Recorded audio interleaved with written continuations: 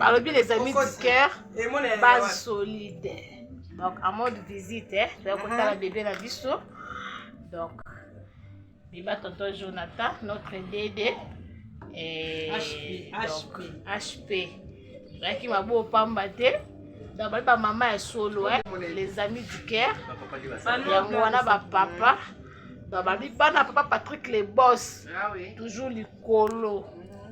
Donc likolo penza likolo bayate barata soya boye ai bobota te ava soki salaka lelo na butu ikota kota bwa makamba te bobota salaka na butu lelo so boboti toya tabi les grands journalistes HP aïe vraiment